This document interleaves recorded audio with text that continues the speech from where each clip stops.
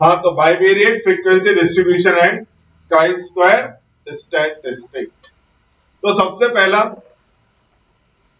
Notebook check करना पड़ेगा, तो पहले मैं स्टार्ट करता हूँ, बाद में नोटबुक चेक करता हूँ। जब आप निकलोगे तो ज्यादा अच्छा है, उधर आसानी रहती है मारने में आप। हाँ, तो मैं क्या बोल रहा था, बाइवेरिएट फ्रीक्वेंसी डिस्ट्रीब्यूशन। अब बाइवेरिएट फ्रीक्वेंसी डिस्ट्रीब्यूशन में पहला जो वर्ड है वो क्या है, बाइवेरिएट। क्या है? What is the meaning of bivariate? दो, बाई का मतलब मालूम, दो। आगे वेरिएट, दो वेरिएट, दो चीज, दो वेरिएबल। वेरिएट किसके लिए यूज हुआ है? वेरिएबल, वेरिएबल जिसकी वैल्यूज आप चेंज करते हैं। तो अगर आप यहां पर कोई भी डिस्ट्रीब्यूशन दो वेरिएबल्स का एक साथ नोट कर रहे हैं तो it is called bivariate frequency distribution. For example, अब अगर मैं यहां पर इस तरह से एग्जांपल लूं कि हमने 10th स्टैंडर्ड का स्कोर, एग्रीगेट स्कोर लिखना है यानी कि परसेंटेज, एंड मैथ्स का स्कोर लिखना है। जरा ध्यान दो, मैंने क्या कहा, first write percentage in 10th standard and then score in mathematics. एक स्टूडेंट को बुलाया, रोल नंबर 1, उसने लिखा यहाँ पर 90 और इधर लिखा 95।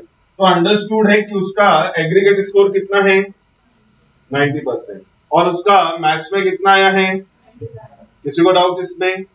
बात समझ में आ रहा है? दूसरा स्टूडेंट आया, उसने लिखा 85 और 87। तो इसका मीनिंग क्या हुआ, परसेंटेज कितना मिला है और उसको मैथ्स में कितना मिला है। अब एक स्टूडेंट आया, उसने ये लिखा यहां पर सपोज दैट थर्ड कि मेरा 90% है और इधर मुझे यहां पर कितना मिला है, 85। तो बात समझ में आ रहा है, 90% और मैथ्स में स्कोर कितना है, 85। अब एक ने आके लिखा 4 और वो यहाँ पे कह रहा है कि मुझे सिर्फ 37 मिला है और मैथ्स में कितना मिला है यहाँ पर सपोज दैट 67। मैंने उसको वापस पूछा, भाई क्या तेरा परसेंटेज 10th का 37 है और मैथ्स में 67 आया है? तो नहीं सर, मेरा एग्रीगेट स्कोर कितना है और मुझे मैथ्स में कितना मिला है। तो भाई तूने रॉन्ग लिखा है ना, मैं तो किसके अकॉर्डिंग पढ़ूंगा, जो मैंने कॉलम बनाया है। किसी को इंडिविजुअल तो जाके नहीं पूछूंगा ना। मैंने मान लो एक शीट आपको दे दिया और आपको कहा फिलअप करके दे दो, और मुझे यहाँ पे कुछ गड़बड़ लग रहा है, तो मैंने क्वेश्चन पूछा, उसने कहा नहीं सर मुझसे मिस्टेक हो। तो भाई आपने अगर ये मिस्टेक किया तो इसका मतलब ये डेटा क्या हो गया, नॉट वैलिड है ना। तो यानी कि जब हम दो वेरिएबल एक साथ नोट कर रहे, अगर मान लो इसको x बोला है इसको y बोला है, तो उसका पोजीशन भी क्या होगा, डिफाइंड होगा कि पहले x लिखना है फिर। बात समझ में आ रहा है क्या? तो अब बाइवेरिएट फ्रीक्वेंसी डिस्ट्रीब्यूशन या फिर पहले बात करें बाइवेरिएट डेटा। तो if we collect two variables together, if we collect two variables together for a single observation, then collected data is called bivariate data। मैंने क्या बोला, समझ में आया क्या? मैं भूल गया मैंने क्या बोला, हिंदी में बोलो, कोई दिक्कत नहीं, मेरे को मेरा ही जैसा बोला वैसा नहीं चाहिए। हाँ बोलो, बोल। अरे तो क्या मैं इधर को ऐसा मंत्र थोड़ी ना सुना रहा, हो गया गणपति का मंत्र, मंत्र सब खत्म। हाँ बोल। अरे मैंने क्या बोला, मैंने बोला कि मैं तो ये पूछ रहा हूँ, मैं ये थोड़ा ना समझा या नहीं समझा। और कोई स्टूडेंट, किसी को नहीं समझा तो फिर मैं जाता हूँ क्लास से बाहर। समझा है क्या मैंने बोला? नहीं, बढ़िया, सब अपनी अपनी दुनिया में खोए। इस वक्त तो मैं देख रहा था जब लेक्चर में स्टार्ट नहीं होता इंग्लिश और मैथ्स का होमवर्क पूरा कर रहे थे ना, मैथ्स का नोटबुक उधर से दिखता रहता है, कौन कौन था सब दिख रहा था, नहीं तो रिकॉर्डिंग है वहां पर हमारे पास। कुछ लोग लेक्चर के बीच में सो रहे थे, वो भी दिख रहा था। कुछ लोगों का अटेंशन किधर किधर था, वो सब दिखता रहता। और बाय डिफॉल्ट मेरा लेक्चर नहीं था तो मैं तो उधर बैठा ही था। नहीं समझा ये मैंने क्या बताया, समझा क्या बताया मैंने? पहले x की मतलब डिफाइंड है कि पहले फिर y की वैल्यू। आपने क्या किया, दो वेरिएबल एक साथ लिखे सिंगल ऑब्जर्वेशन के लिए, जैसे रोल नंबर 1 उसके लिए दो वैल्यूज नोट की, रोल नंबर 2 के लिए दो वैल्यूज नोट की, रोल नंबर 3 के लिए आपने दो वैल्यूज नोट की। तो इस तरह से जो भी डेटा होता है उसको क्या बोलते हैं, बाइवेरिएट डेटा। अबे फ्रीक्वेंसी बात की बात, बाइवेरिएट डेटा। समझ में आया क्या? अब बोलो मैंने क्या बताया, जल्दी जल्दी मुझे खत्म कर दो। जिसके दो वैल्यू, जिसके भी दो वैल्यूज लिखे जाते हैं। और कोई? अरे अपना भी तो दिमाग लगाया करो तुम लोग, तो हमसे करा के लोगे। और कोई? हाँ तू बोल, चाह रहा है बताना, मुझे ऐसा लगा नहीं बताना चाह रहा, तब तो बताना ही पड़ेगा। बेटा मैं ऐसा तो क्लास छोड़ के चला जाऊंगा, क्योंकि इतना सिंपल ना इसमें बताने के लिए कुछ है ही नहीं। और ये तो 10th स्टैंडर्ड है, मैं यहाँ पे बता रहा हूँ। वो जो अभी बताऊंगा टैली साइन मार्क करना, वो 10th स्टैंडर्ड है, मेरे को कुछ पता नहीं था। मैं तो आके डायरेक्टली टॉपिक स्टार्ट कर सकता हूँ।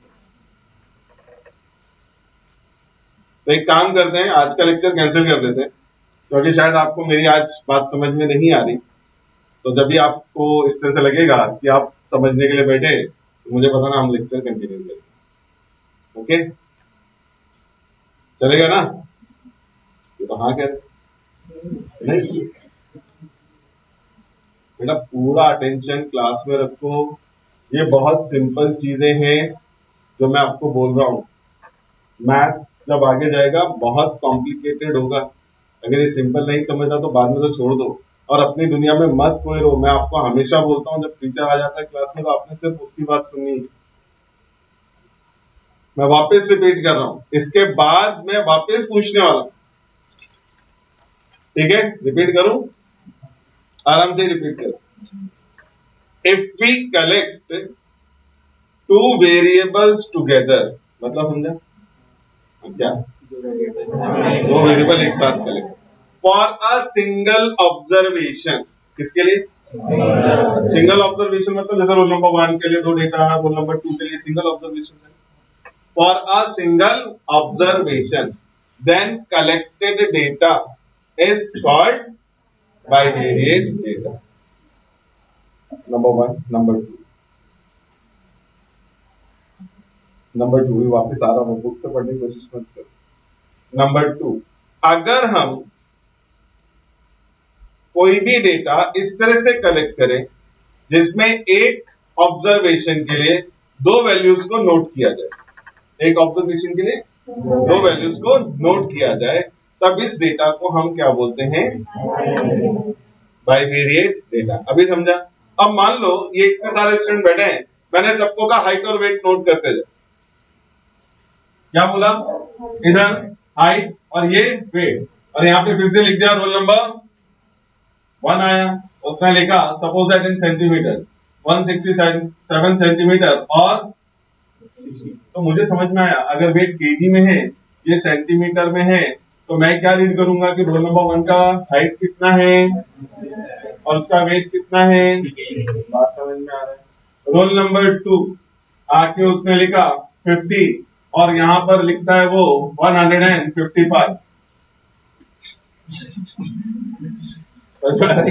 उसका हाइट कितना बता रहा है वो, और वेट कितना बता रहा है? तो आपको डाउट लगा ना या नहीं लगा? लगा, इसीलिए आप हंसने लगे। तो आप क्या बोले, भाई देख ले कुछ गड़बड़ तो नहीं है? तो आपने उसको पूछा भाई सही में तेरा हाइट 50 और वेट 155 केजी है? नहीं नहीं नहीं यार, ये मेरा इधर क्या आना था और इधर क्या आना था, तो वो पोजीशन रॉन्ग हो गई। आई बात समझ में? तो आपने जो ये दिया रहता है एक्स और वाई, ये भी क्या रहता है? डिफाइंड रहता है कि कौन सा पहले लिखना है वेरिएबल और कौन सा बाद में लिखना है। तो अब कोई डाउट है इसमें? मैंने क्या बोला एक बार वापस से, if we collect two variables together for a single observation then collected data is called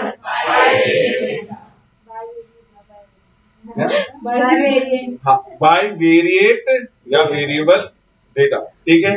Here the position of variable is defined। जो वेरिएबल है x और y है ना हमारे पास, तो वो डिफाइंड हो गया, और always we write first x and then बात समझ में आ रहा है? लिखो जरा फटाफट फटाफट।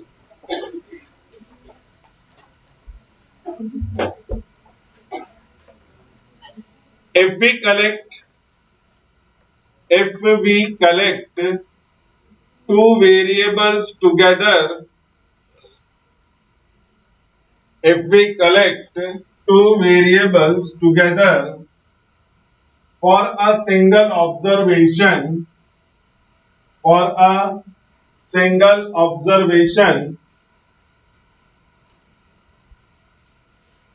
then collected data is called bivariate data. Is called bivariate data. Full stop. इसी में आगे कंटिन्यू करना. Bivariate data.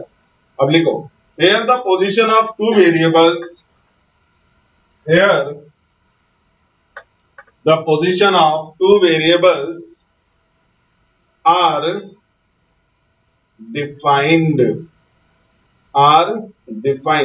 अब आप अपने हिसाब से रैंडमली कुछ नहीं लिख सकते. जहां जो बोला जाएगा वहीं पर उसको नोट करना होगा. बात समझ में आ रहा है क्या? Are defined. तो आपने लिख लिया. लास्ट स्टूडेंट कहां पे रह गया? हो गया ना नोट करके? हाँ. अब नेक्स्ट लाइन में पैराग्राफ चेंज करके लिखो. The tabular representation of bivariate data, the tabular representation of bivariate data is called frequency distribution.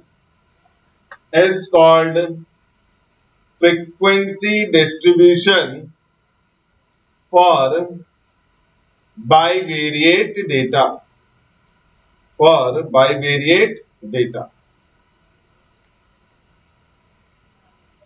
लिखा सबने? Bivariate data. कोई डाउट इसमें? तो फ्रीक्वेंसी डिस्ट्रीब्यूशन का मतलब क्या? Tabular representation. आई बात समझ में? अब नेक्स्ट लाइन में जाके लिखो. In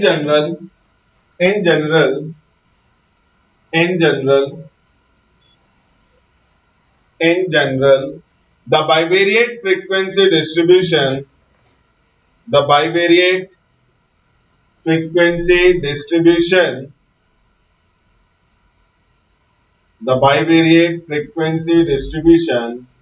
is represented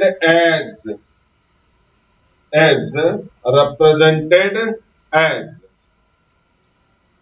अब जरा बोर्ड पे ध्यान देना. अब बाइवेरिएट डिस्ट्रीब्यूशन को आप लोग कैसे यहां पे मार्क करते हैं? एक तरफ क्या लिखा? x, दूसरी तरफ क्या नोट किया? y. x1, x2, x3 और डायरेक्टली क्या लिख रहा हूं? xn. y1, y2, y3 और यहां पे लिखा मैंने yn.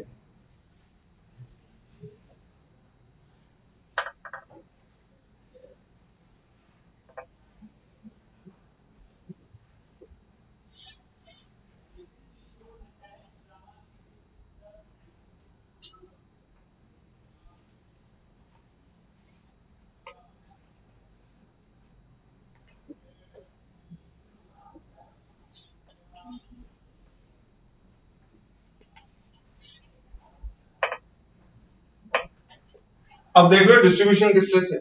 एक तरफ आप किसको नोट कर रहे हो? x, दूसरी तरफ किसको नोट कर रहे हो? y. तो ये हमारे पास. अब यहां पर हमेशा कैपिटल N यानी कि ग्रैंड टोटल कितना डेटा था वो नोट होगा. अब अगर हम यहां पर इस तरह से कह दें कि y1 के सामने जो टोटल है पूरा, ये क्या है? f1, फिर f2, ये f3 और बाद में क्या लिखा? fn. इसी तरह से x1 के लिए मैं यहां पे लिख रहा हूं f-1, f-2, f-3 और ये f-n. तो here n इक्वल टू, या तो आप क्या ले सकते हैं? f1 plus f2 plus plus plus fn और n equal to f1 dash f2 dash और क्या आ जाएगा, यानी कि कहने का मतलब क्या है, इधर से टोटल और इधर के टोटल ये हमेशा कैसे होंगे, सेम आएंगे। अगर सेम नहीं आ रहा है तो आपने रॉन्ग, बात समझ में आ रही है। तो ये अब इंपॉर्टेंट, मान लो मैंने स्टूडेंट्स का हाइट और वेट नोट किया, क्या नोट किया, एक स्टूडेंट ने ऐसा लिखा कि उसका हाइट x1 है और वेट y2 है। हाइट कितना है x1 और वेट कितना है, तो उसको कौन से सेल में रिप्रेजेंट करोगे, समझ में आ रहा है क्या, एक टेलीसाइन मार्क कर, देख रहे हो इधर से x1 और इधर से क्या y2।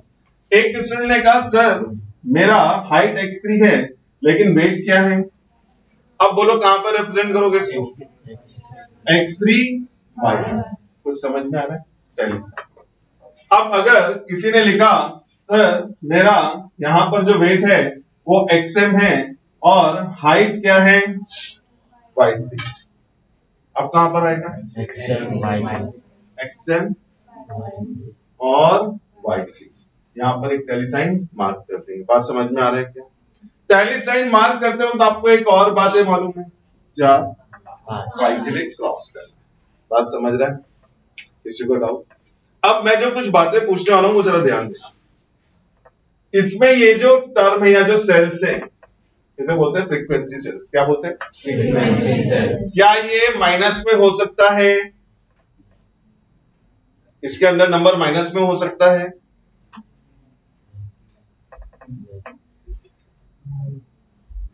नहीं, क्यों, अरे नंबर ऑफ स्टूडेंट को बता रहे हैं ना, तो नंबर ऑफ स्टूडेंट माइनस में हो सकते क्या, it is always remember no any cell frequency is an negative sign, बात समझ में आ रहा है। Number 2, either it is positive और पॉजिटिव, क्या ये तो बोला ही नहीं ना मैंने, अभी तो मुझे पॉजिटिव तो बोलने तो पहले, पॉजिटिव इंटीग्रल वैल्यू और जीरो, हो सकता है एक पर्टिकुलर पेयर वाला कोई भी स्टूडेंट ना हो कि जिसका वेट ये है और हाइट ये, ऐसा कोई स्टूडेंट नहीं, ये हो सकता है, या फिर कोई ना कोई परफेक्ट इंटीग्रल वैल्यू होगा 2 3 4 5, बात समझ में आ रहा है क्या, तो इस तरह से आएगा। अब ये तो हो गया हमारे पास यहाँ पर बेसिक इंफॉर्मेशन, तो अब ये table as it is draw करो, अभी टेलीसाइन मार्क नहीं करना, वो मैंने आपको रफली बताया, ये हमारे एक्सरसाइज में आएगा, तो ये टेबल ड्रॉ करो जरा फटाफट।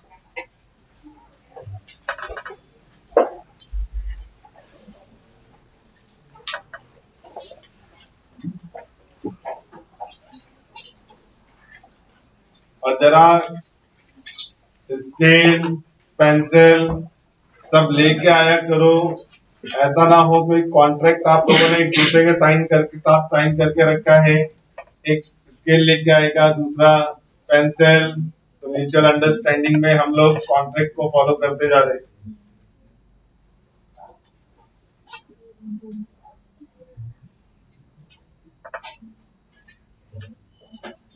1 2 3 4 5 6 7, 1 2 3 4 5 6 7, चल काउंट में करके बता।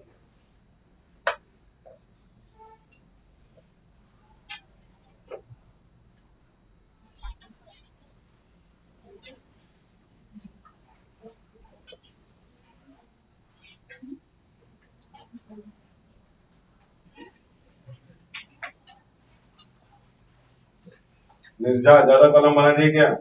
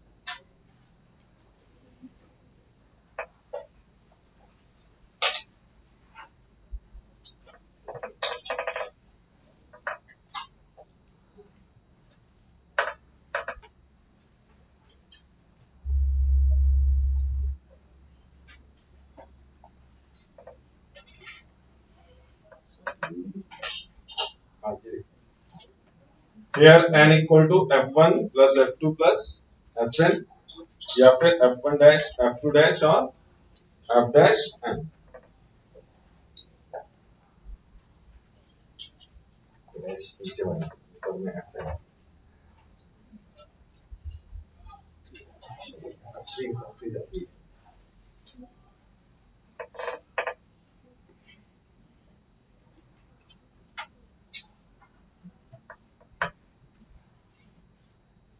भैया ड्रॉ करके टेबल, उसके नीचे टर्म लिख लेना n either f1 f2 fn और f1 dash f2 dash fm dash।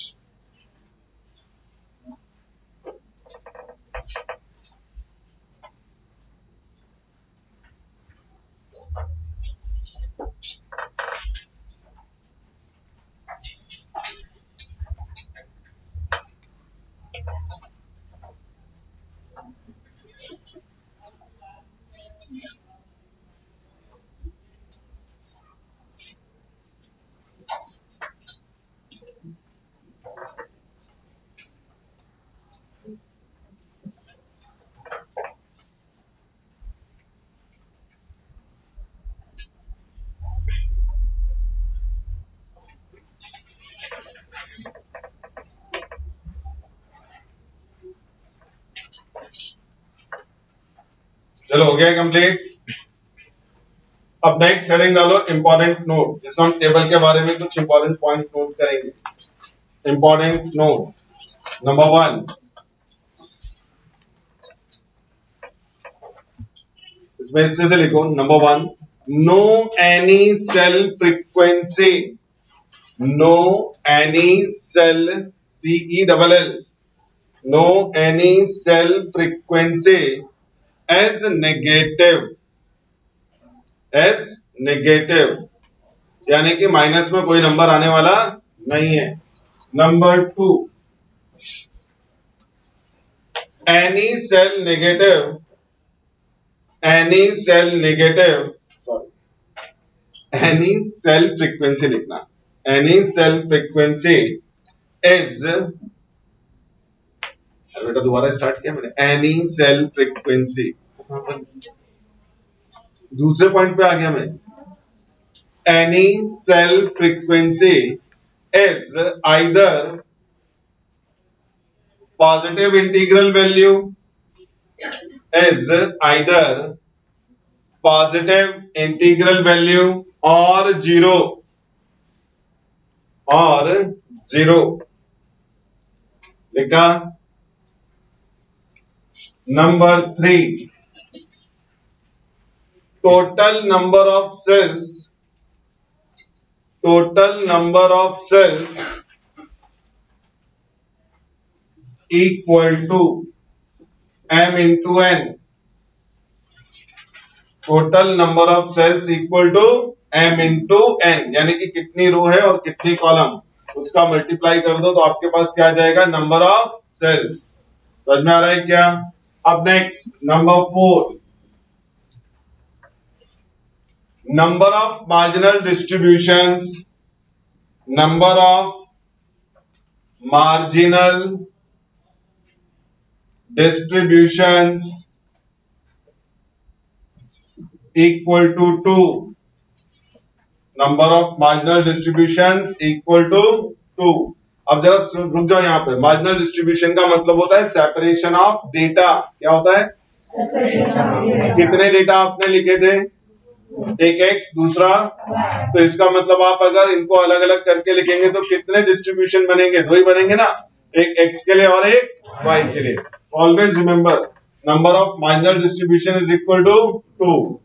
Next, number 5, number of conditional distributions, number of conditional distributions equal to m plus n, equal to m plus n। वो लिख के, अब ये conditional distribution है। अब जरा इसे समझ लो, पहले 4 पॉइंट पे कोई डाउट? पहला 4 पॉइंट क्लियर है? पांचवें पॉइंट को ध्यान देना। मैं आपसे कह सकता हूं कि राइट द डेटा फॉर, मान लो x क्या रिप्रेजेंट कर रहा था हमारे पास, height. For height when weight is y1, weight is, यानी कि आपको सिर्फ वही स्टूडेंट नोट करने जिसका वेट कितना होगा, तो एक तो ये हो सकता है। ऐसे ही मैं क्या कह सकता हूं, y2 कह सकता हूं, y3। ऐसे ही मैं किसके लिए लिख सकता हूं, x1, x2 और xn। तो अगर आप देखेंगे तो टोटल कितने इस तरह के डिस्ट्रीब्यूशन बन जाएंगे, m प्लस n। m इस तरफ से, सॉरी इस तरफ से m, और इधर से कितने, n। तो ये जरा ध्यान रखना कि आपके पास टोटल कंडीशनल डिस्ट्रीब्यूशंस कितने ड्रॉ होने वाले, मैक्सिमम m प्लस n। बात समझा? ये हमसे सारे नहीं पूछेंगे, कोई सा भी एक तो हमसे पूछा जाएगा जो सम आएगा।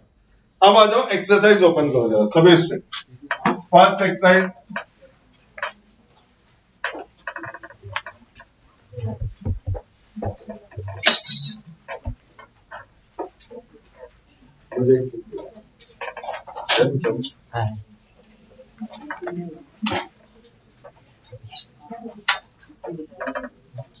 अब जरा ध्यान से, तो हमने ओपन किया एक्सरसाइज 4.1। पहला ही क्वेश्चन ओपन हो गया ना exercise. Following data gives income x and expenditure y of 25 families. अब आपको इनकम और एक्सपेंडिचर के लिए डेटा गिवन है। नंबर 1 क्या फाइंड आउट करने को बोला है, marginal frequency distributions of income and expenditure, मतलब इनकम और एक्सपेंडिचर को अलग अलग बताओ। फिर वो क्या कह रहा है, conditional frequency distribution of x। x क्या रिप्रेजेंट कर रहा है, इनकम, जबकि उसने यहां पर एक्सपेंडिचर किसके पीछे बोला है, 300 एंड 400। क्वेश्चन पढ़ रहे हो ना, मैं पूछूंगा बाद में। तो 300 और 400 के बीच में। अब इसके बाद यानी कि एक कंडीशन लगा के पूछा उसने, फिर एक और कंडीशनल टेबल पूछ दिया। क्या पूछा, frequency distribution of y when x is between 200 and 300। और बाद में कह रहा है how many families have their income rupees 300 and more and expenses is rupees 400 and less. यानी कि लास्ट में एक ऑब्जर्वेशंस का टोटल चाहिए। अब जरा देखें, तो सबसे पहले इस टेबल को ना रिपीट कर लो। रिपीट क्या करना, ध्यान से सुन लेना। लास्ट में एक कॉलम ऐड करो जिसमें क्या लिखोगे, टोटल। नीचे एक रो ऐड करोगे जिसमें क्या लिखोगे, टोटल। आपको याद है मैंने जो टेबल लिखा था, इधर से भी टोटल आ रहा है, इधर से भी। जल्दी से ड्रॉ करो।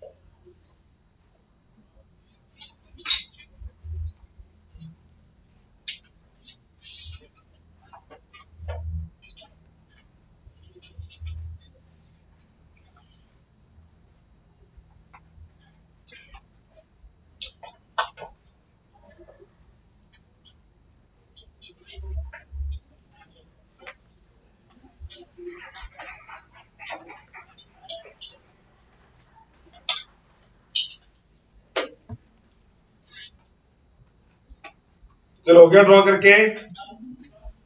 और अब आप यहां पर इनके अपोजिट नंबर्स जरा इधर ध्यान देना। 5 plus 1 6, 5 plus 1 6, 12, 12 plus 1 13। वहाँ पे 2 है, 2 ही टाइम हाँ लास्ट में अच्छा 2 है यहाँ पे ना, ठीक है। अब यहाँ पे आ जाए 4 plus 6 10 और ये कितना आ गया 2। यहाँ पे 6 6 plus 4 10 6 और 1 7 7 और 2 9। और आप चेक कर लेना दोनों तरफ से आपका टोटल कितना आएगा 25। ये भी 25 और इधर भी क्या आ जाएगा 25। और मैंने आपको पहले भी बोला था ये दोनों तरफ से टोटल इक्वल होना चाहिए। टेबल हो गया सबका नोट करके। अब इसने अलग अलग चीजें पूछी। पहले पार्ट में क्या पूछ रहा है, marginal frequency distribution of income and expenditure. Income किससे रिप्रेजेंटेड है एक्स और एक्सपेंडिचर किससे वाई फर्स्ट। और इसमें दो पार्ट है तो पहला हेडिंग इसमें से डालो मार्जिनल डिस्ट्रीब्यूशन फॉर इनकम और ब्रैकेट में बता दो x. Marginal distribution for income. अब इनकम एक्स से रिप्रेजेंटेड है उसके लिए ये पॉसिबल वैल्यूज है, यानी कि यहां पर लिखा एक्स और इधर लिखना है एफ। एक्स क्या है अपने पास 200 टू 300, 300 टू 400, 400 टू 500 और बाद में टोटल। बस ये इतना टेबल आपने ड्रॉ करना है।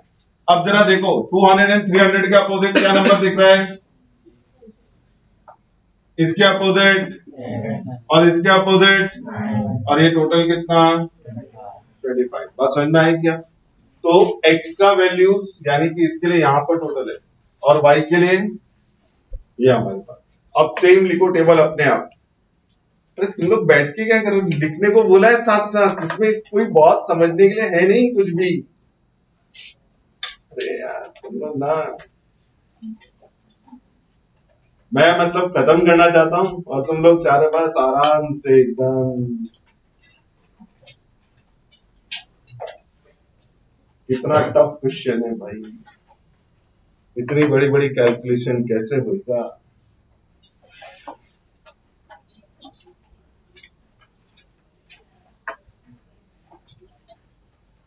हुआ क्या, अभी भी नहीं हुआ। अब इसके नीचे मार्जिनल डिस्ट्रीब्यूशन फॉर किसके लिए लिखोगे एक्सपेंडिचर, ब्रैकेट में लिखो वाई और ये आ जाएगा y के नीचे और इधर आ जाएगा f के नीचे ये नंबर 13 10 और 2 और बाद में टोटल 25।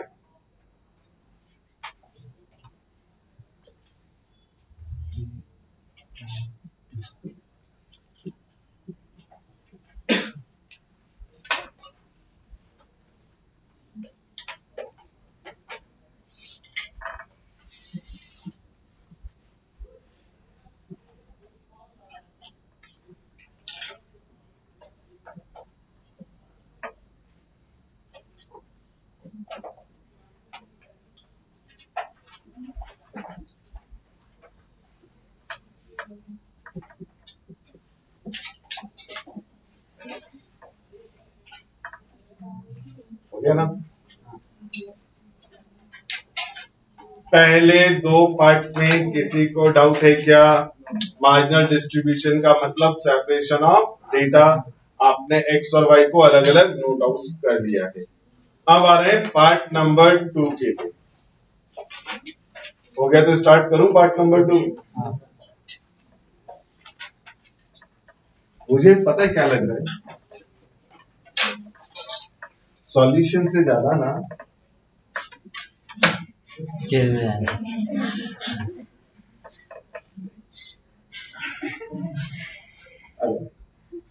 अरे भाई इतना कंसंट्रेशन लाइन मारने पे डाल रहे हो तो क्या होएगा क्या। लाइन ड्रॉ करने के लिए इतना कंसंट्रेशन चाहिए भाई। सम सॉल्व करना है अपने को, लाइन नहीं ड्रॉ करना है इधर, वो नहीं सिखाने के लिए बैठा मैं इधर। हो गया क्या, क्या लाइन ड्रॉ करके। अब आ जाओ नेक्स्ट नंबर 2। सेकंड क्या बोला उसने, conditional frequency distribution of x when y is between 300 to डालो हेडिंग, पूरा हेडिंग लिखो ये कंडीशनल डिस्ट्रीब्यूशन फॉर x या of x, conditional distribution of x when conditional distribution of x when y is between 300 and 400.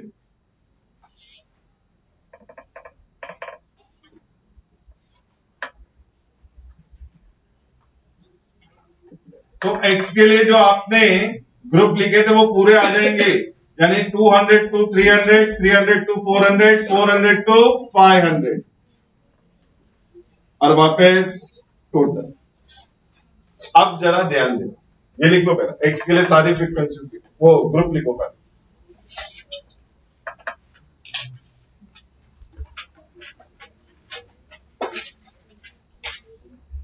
वह क्या लिख के अब जरा देखें, अब मुझे क्या बोला गया, y इज बिटवीन, किसके बीच में, ये है ना 300 and 400।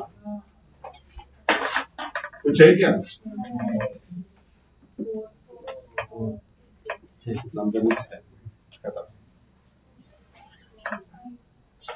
वापस ध्यान से पूरा वन। उसने बोला x के लिए कंडीशनल डिस्ट्रीब्यूशन लिखना है तो x के सारे ग्रुप आएंगे, लेकिन y पढ़ लो क्या बोला है कि y क्या होना चाहिए 300 to, तो y के लिए ये है ना ग्रुप, तो इसमें 300 to 400 वाला ग्रुप यहां पर है, तो इसकी फ्रीक्वेंसी यहाँ पे कोई फ्रीक्वेंसी दिख रही है क्या, तो क्या लिखा मैंने, इधर कितने नंबर हैं, इधर कितने हैं और सामने इधर टोटल कर। समझ में आया क्या, अगले क्वेश्चन आपने करने सब, मैं पहले क्वेश्चन में बस मेहनत करने वाला हूं। हो गया है कंप्लीट,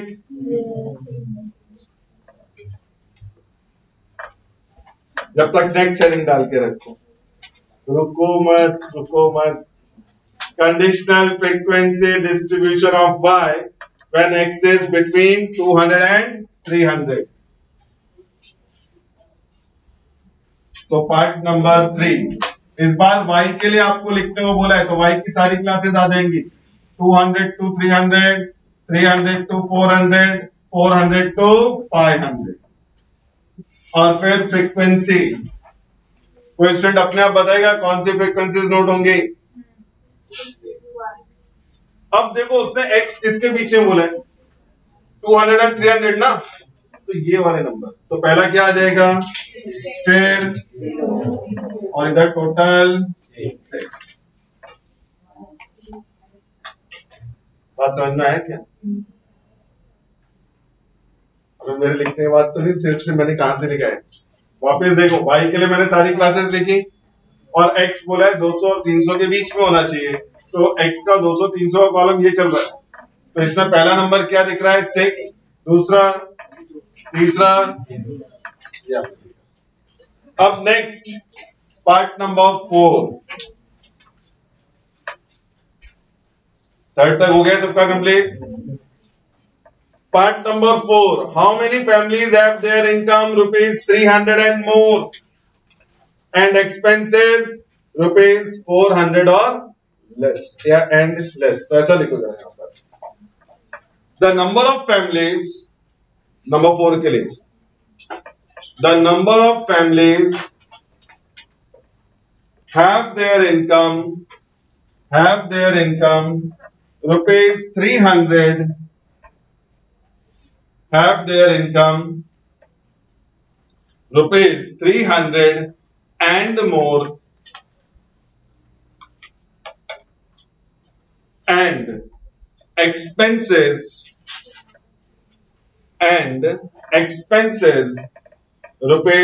₹400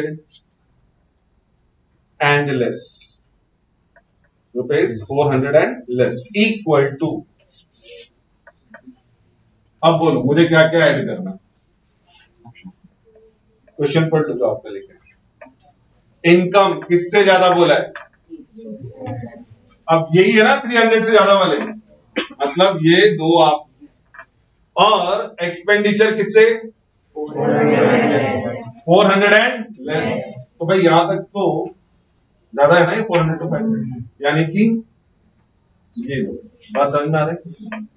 एक बार वापस पढ़ो पहले क्वेश्चन और बाद में जो मैंने मार्किंग किया उसको समझा। आपको बोला income is 300 and more, 300 to 400 क्या 300 एंड मोर है, 400 टू 500 300 एंड मोर है, यस, तो दोनों कॉलम। एक्सपेंडिचर 400 और लेस, तो 200 एंड 300 400 या 400 से कम है, 300 टू 400 ये भी 400 और 400 से लेस है, लेकिन ये ज्यादा हो जाएगा ना, तो इन दोनों। अब जरा नंबर चेक करो, ये नंबर क्या दिख रहा है, ये नंबर क्या दिख रहा है, सही चल रहा है ना,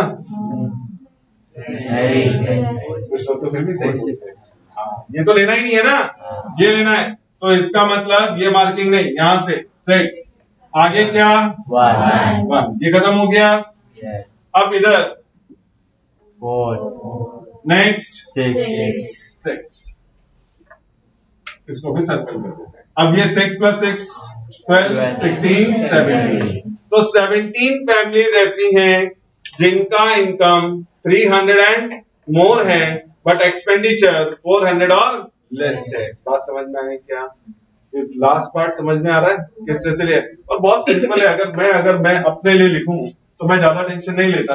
मैं अगर आपकी जगह बैठा हूं तो मैं ऐसा एक लाइन ड्रॉ करूंगा, ऐसा एक लाइन ड्रॉ करूंगा, ऐसा करूंगा, ऐसा, जहां जहां इंटरसेक्शन हो सबको ऐड करूंगा।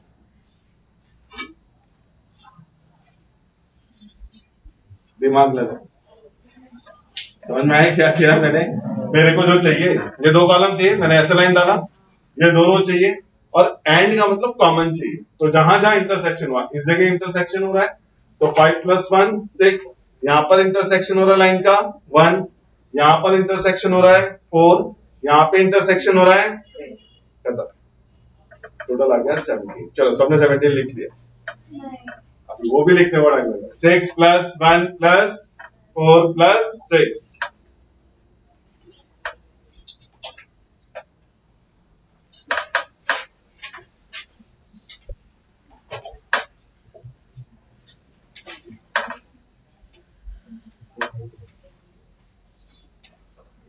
हो गया कंप्लीट। अब आ जाओ नेक्स्ट क्वेश्चन नंबर 2, फटाफट। The 2 dice are thrown simultaneously 25 times, हमने कितनी बार थ्रो किया है 25 times. The following pairs of observations are obtain, ये आपको ऑब्जर्वेशंस मिले हैं, यानी कि पहला ऑब्जर्वेशन क्या पढ़ोगे 2 3 दिया ना, यानी कि first time we get 2 and second time 3। बात समझ में आ रहा है क्या, या dice first number on first dice is 2 and second dice 3, ऐसे ही पूरा पढ़ना। Prepare a bivariate frequency distribution table for the above data. Also obtain marginal distribution. Marginal distribution मतलब x और y को सेपरेट करना है। लिखो जरा पहला। Let x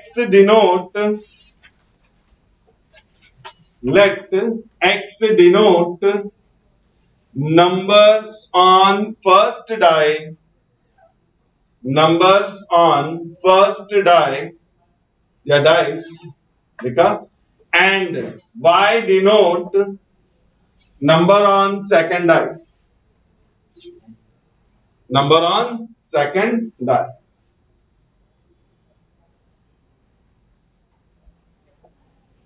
लिखा सबने, मैंने क्या रिप्रेजेंटेशन बताया, समझ में आ रहा है कि x क्या बता रहा है number on first die, y क्या बता रहा है number on second die.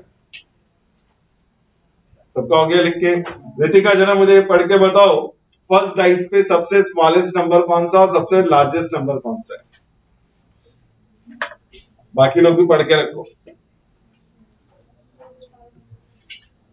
First dice पे सबसे स्मॉलेस्ट और सबसे लार्जेस्ट,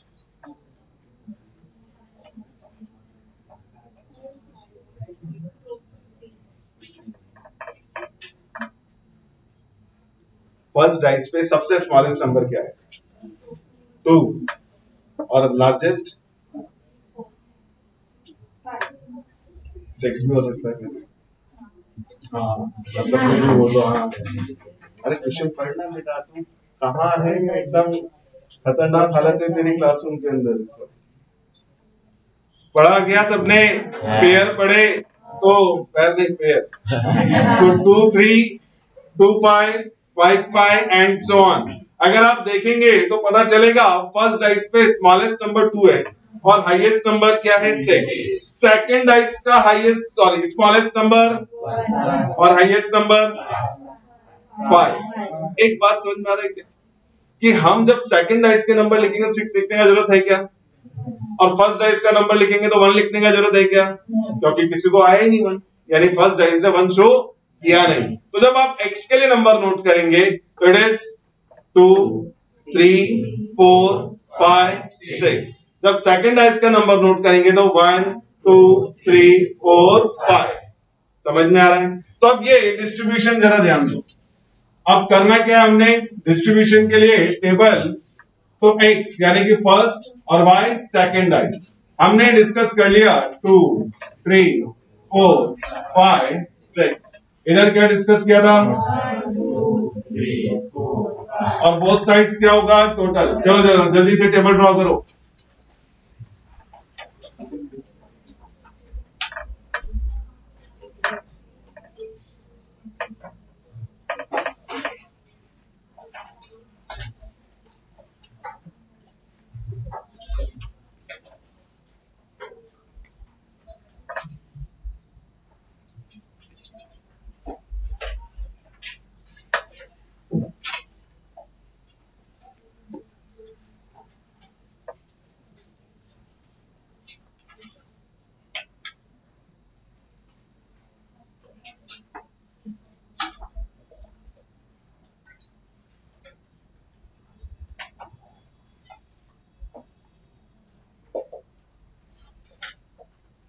वॉट टेबल ड्रॉ करके फटाफट।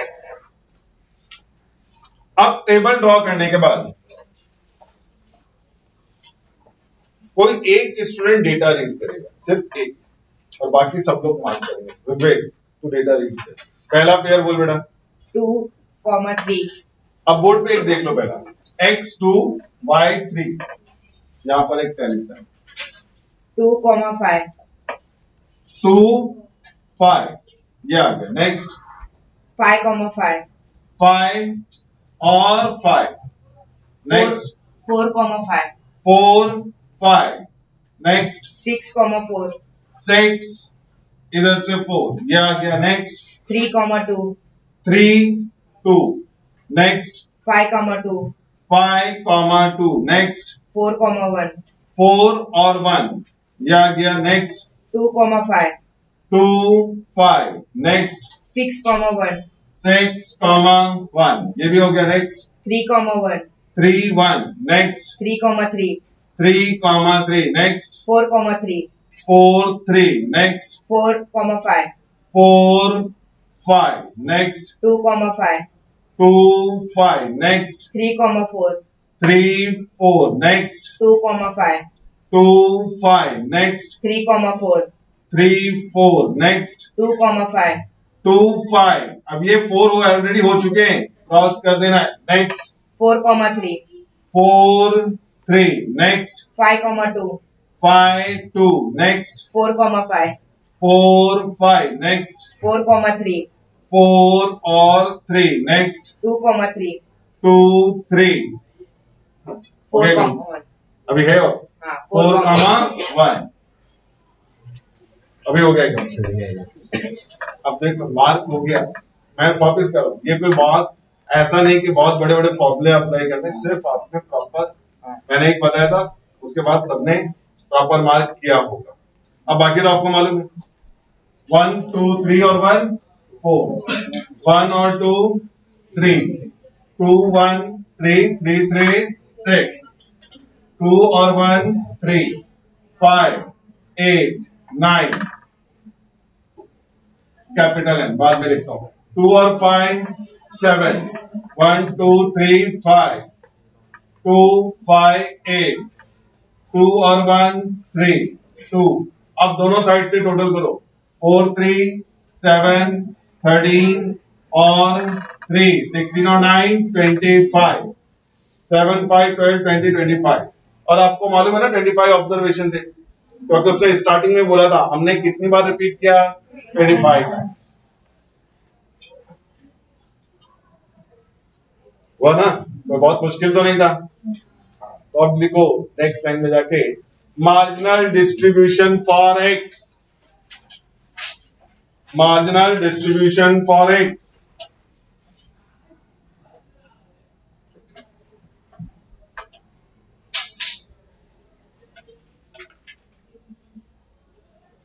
तो x के लिए पॉसिबल नंबर और बाद में फ्रीक्वेंसी x का पॉसिबल नंबर है 2 3 4 5 6 लास्ट में टोटल 2 के अपोजिट नीचे 7 3 के अपोजिट 5 8 3 2 25 ये समझ में आ रहा है ना क्या किया x का ये नंबर है और फ्रीक्वेंसी उसके नीचे मिलेगा अब ऐसा ही मार्जिनल डिस्ट्रीब्यूशन फॉर y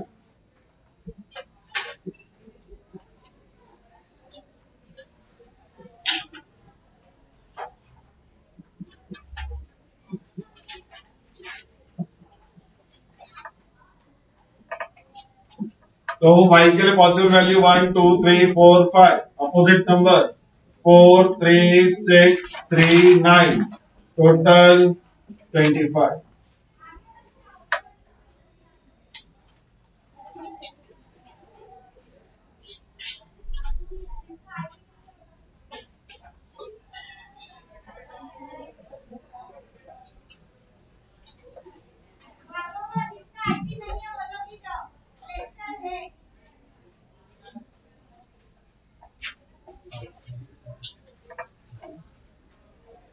हो गया कंप्लीट दोनों डेटा सेपरेट हो गए आपके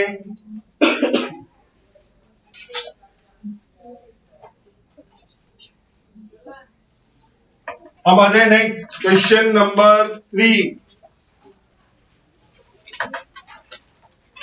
अरे यार तुम लोग ऐसा क्यों देख रहे हो ऐसा लग रहा है बस सबको कुछ गुनाह होता जा रहा है कुछ तो क्राइम हो रही है ऐसा तो नहीं है ना जबरदस्ती हमको 9 के बाद तक पढ़ाया जा रहा है पहला इधर से निकलने के बाद मोर्चा निकालने बैठ जाओ तुम लोग जाओ ना क्वेश्चन नंबर 3 के लिए इतना बड़ा Following data gives the age of husbands X and age of wife Y.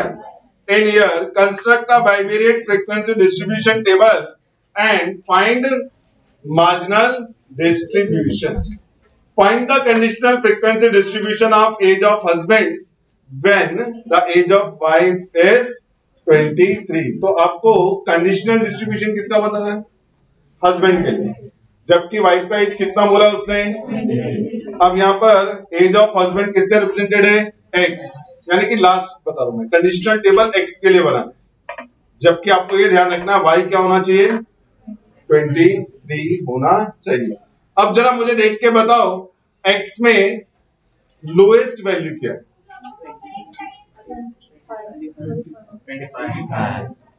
25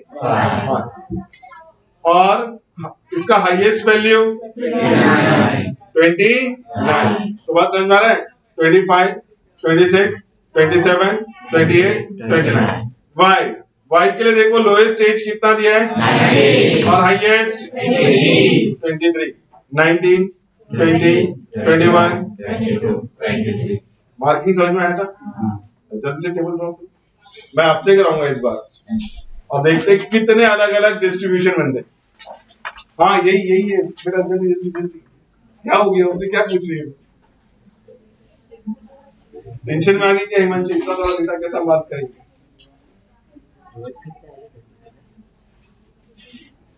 बेटा लेट वगैरह मत लिखो सब उसने खुद बोल दिया है आप लेट मत लिखो उसने एक्स बताया age of husband and wife के लिए वाई खुद से दिया हुआ है एक्स वाई जैसा हमने इधर ड्रॉ किया था वैसे ही मार्क करो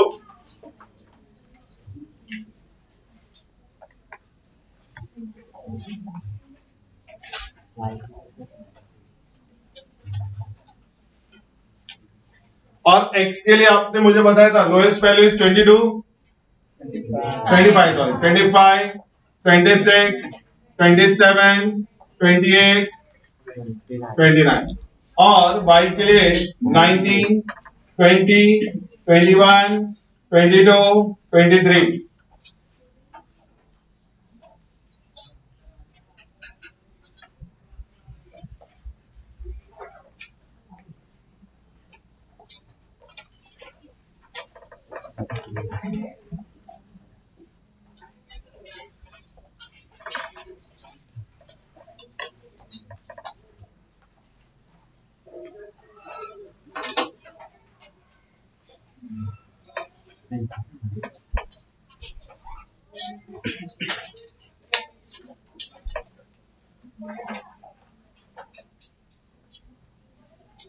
अब पेयर मैं बोल रहा हूं, मार्किंग आप करो।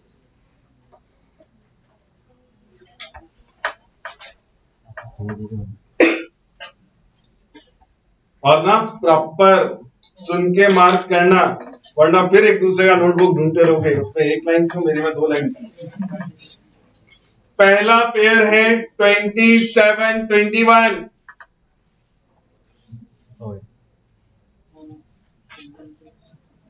हो गया। दूसरा पेयर 25, 20।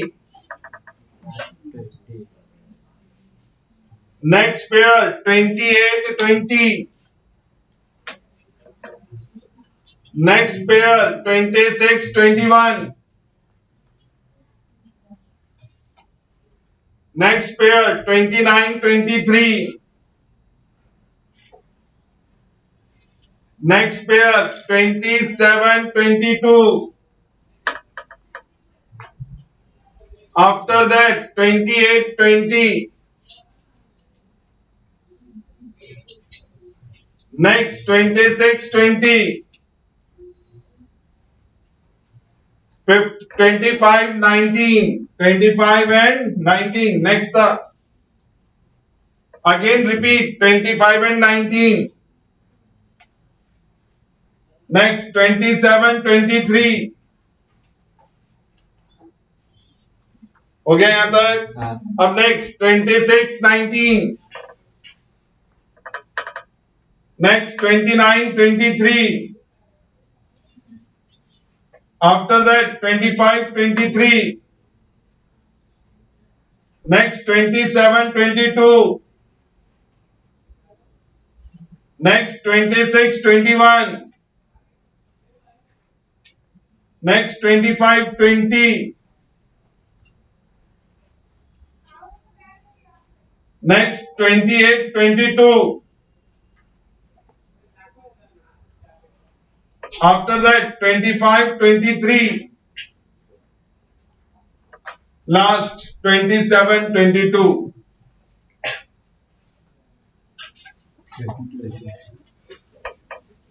One marking.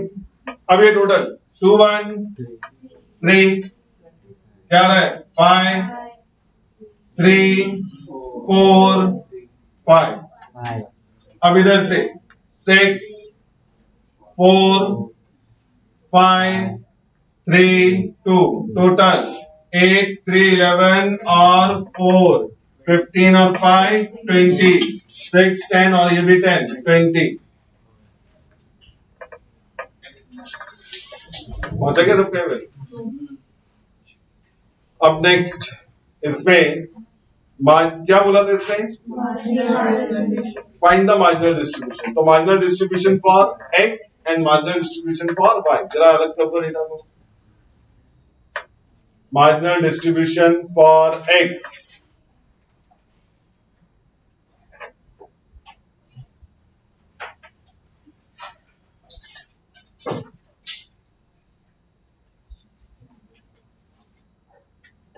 तो मालूम है ना एक्स के लिए क्या लिखना है? 25, 26, 27, 28, 29 और यहां से फ्रीक्वेंसी और बाद में टोटल। सेम लिखने के बाद मार्जिनल डिस्ट्रीब्यूशन फॉर वाई।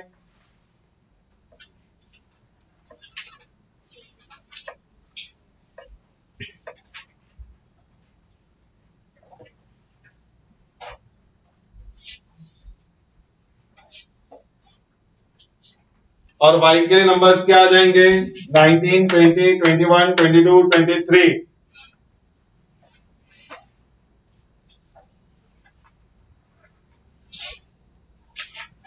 और अपोजिट फ्रीक्वेंसी 3, 5, 3, 4, 5 टोटल 20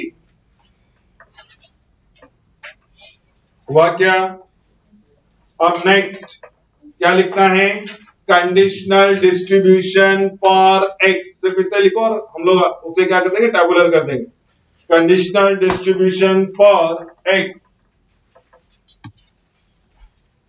अच्छा उसने क्या बोला था when age of wife is 23 year 23 year ये ना लास्ट।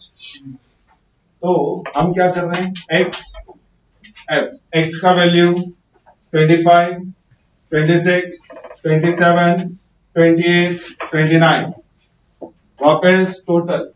अब फ्रीक्वेंसी क्या आएगा ध्यान देना 2, 0, 1, 0, 2 टोटल इज 5।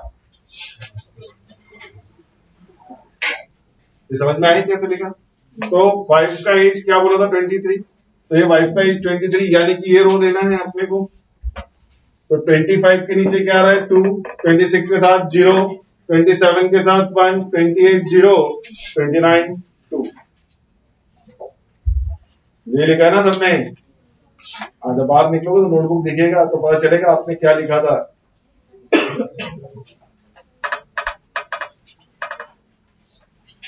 किसी को डाउट। अब इसके बाद नेक्स्ट अरे मतलब लाइन से ड्रॉ करते करते एकदम से रुक गया। अरे अभी क्या नेक्स्ट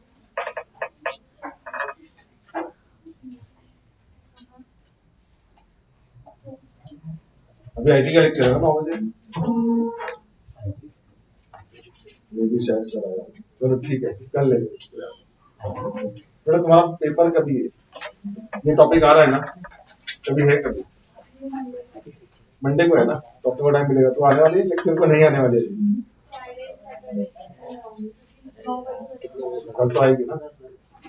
आप तो चल जाना।